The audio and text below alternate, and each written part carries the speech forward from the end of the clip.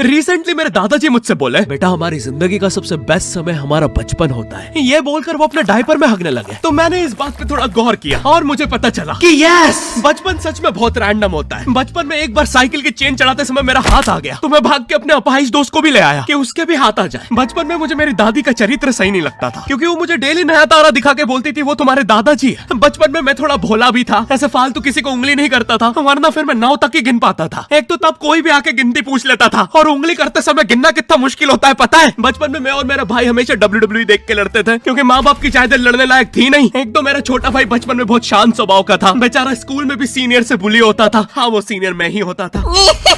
एक बार मुझसे बोलता, भैया डॉक्टर बनना मेरा सपना है। तो मैंने उसे नीट की बुक्स ला दी, तो अब वो उसका बुरा सपना बन गया। अब वो डॉक्टर गेम में भी बीमारी बनता है, और बवासीर पीछे होती है। चिंटू, बुक्स नहीं पढ़ रहा है तू? एक बार बेचारा बिस्तर पे गिर के रोने लग गया, तो सब बोलने लग गए कुछ नहीं हुआ, चींटी मर गई, चींटी मर गई। मैं यहाँ सोच रहा हूँ फिर अभी तक हम चींटियों वाले बिस्तर पे क्यों सो रहे थे? हाँ, घर में सबकी पीठ पे ददोड़े हो रखे हैं। हाँ, ये नहीं गिरता तो हमें तो पता ही नहीं चलता बिस्तर पे चींटियां हैं। हम तो सोए जा रहे हैं चींटियों वाले बिस्तर पे। और स्कूल में जब भी ये छोटे भाई पैंट में हक देते हैं, तो बड़े भाई को क्यों बुलाया जाता है? पता है कितनी घनघोर बेइज्जती होती है पूरी क्लास के सामने, और बुलाते भी इतने सस्पेंस है, वो देख के बड़े भाई का हगना निकल जाता है। ऐसे 2 छोटे बच्चे स्लो मोशन में भाग के आ रहे हैं। हाँ, वो उनकी नॉर्मल स्पीड है।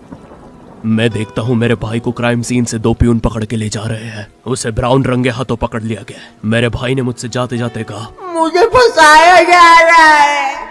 मुझे पता था इस लेंडे के पीछे की कहानी इतनी सिंपल नहीं हो सकती। कड़ी तहकीकात के बाद मुझे पता चला इस लेंडे के पीछे बड़े बड़े पॉलिटिशियंस, गैंग लीडर्स और माफिया इन्वॉल्व है। मेरा भाई सही कह रहा था, ये उसका लेंडा नहीं है। हैंड्स अप पीटी टीचर, तो वो लेंडा तुम्हारा था।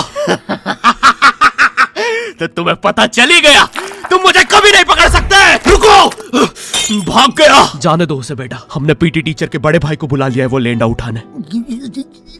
लेंडा आपकी नजदीकी सिनेमा घरों में पड़ा होगा तो देख के पैर रखना। ये चैनल पे जितने भी अजीब और गरीब चीजें तुम देखते हो, ये मैं और मेरे भाई की लाइफ में हमेशा होती रहती है, और इसलिए हमने ये चैनल नॉट योर टाइप बनाया था। मेरे भाई ने कहा तू बोल और मैं एनिमेशन करता हूँ, और लो बन गया नॉट योर टाइप। आपके अरे अभी भी लेंडा लगा हुआ है। बचपन में बोले जाता था कि तुम जितने दांत तकिए के नीचे रखोगे तुम्हें उतने ही रुपये मिलेंगे। तो मैंने दादी की 32 रख दी, तो मुझे 32 रुपए मिले। वो 32 7,000 की थी। जो पिटा हूं ना मैं घर पे, साली स्कैमर दांतों वाली परी, चांदी का दांत ले जाके 1 रुपया देती है। दांतों से याद आया, बचपन में सब सूखा बॉर्नविटा खाते हैं क्योंकि दांत दूध के होते हैं। ठीक है, ये वाला जोक हटा दूंगा। बचपन में मुझे चुड़ैलों से बहुत डर लगता था। एक बार मुझे चुड़ैल के पैर के निशान दिखे, तो मैं उल्टा भागा, पर फिर मैं चुड़ैल के ही घर में आ गया। हाँ, मैं पट्टी में भूल गया था उसके पैर उल्टे होते हैं, तो फिर मैंने सोचा इसका पीछे से सर फोड़ देता हूँ। सर फोड़ने गया तो वो उसका मुंह निकला। फिर से भूल गया कि साली चुड़ैलों के बाल भी मुंह पे होते हैं। आदमी को पता चले तो चले कैसे। जब मैं छोटा था, नींद में बिस्तर भी बहुत गीला करता था। मेरी मम्मी हमेशा गुस्सा करती थी कि सोने से पहले सुसु किया कर। अब उन्हें कैसे बताऊं, फिर गीले बिस्तर में मुझे